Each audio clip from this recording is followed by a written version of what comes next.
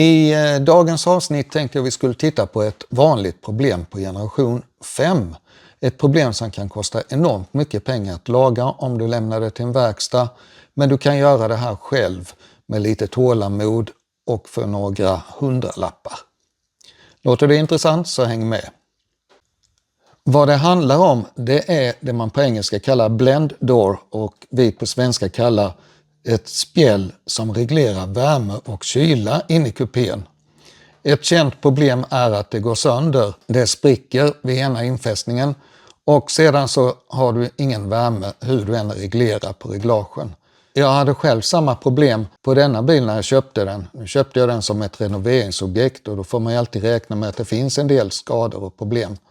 Problemet som uppstår det är att man ofta vrider max värme och max kyla på reglaget och spjället får då sån press på infästningarna att till slut så spricker det. Hur du lagar det här ska vi gå igenom steg för steg. Jag har mestadels foton på det eftersom jag gjorde det här för några år sedan innan jag tänkte jag skulle lägga ut på YouTube. Men jag ska berätta och förklara hur du gör steg för steg. Vad du först behöver göra det är att montera bort förarstolen. Den sitter med några bultar i bakkant och sedan så är det en koppling som du lossar till elhärvan. Du behöver också lossa några delar under instrumentbrädan. Det sitter ganska lätt men det kan vara lite krångligt att komma åt. Du behöver lossa värmekanalen och även boxen med alla kopplingarna. Men för säkerhets skull så bör du koppla bort strömmen till batteriet först så du inte orsakar några skador. När du har fått loss alla delarna så är det dags att komma åt själva plastdelen som du ska såga hål i. Jag använder en drämmel med kapskiva och med ett stift.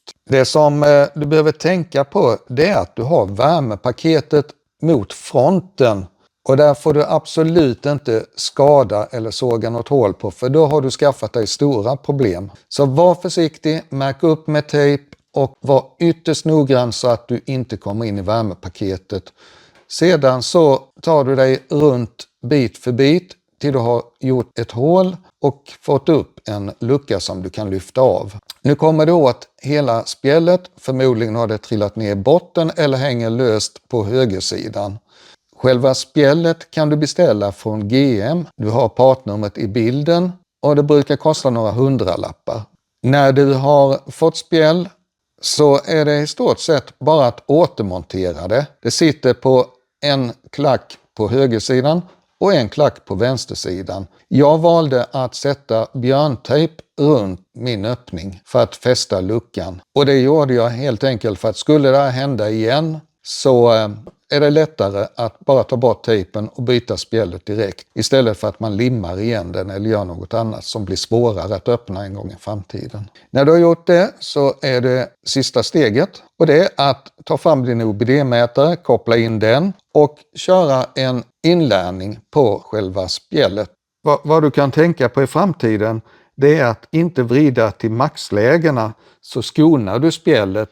Tycker du det här var ett bra avsnitt så får du gärna gilla och kommentera om du har några frågor eller bara vill säga vad du tycker. Något kanske kan förbättras eller är du nöjd med hur det såg ut? Jag tycker det är jättespännande att få de här kommentarerna så det uppskattar jag. Tack och hej för denna gång.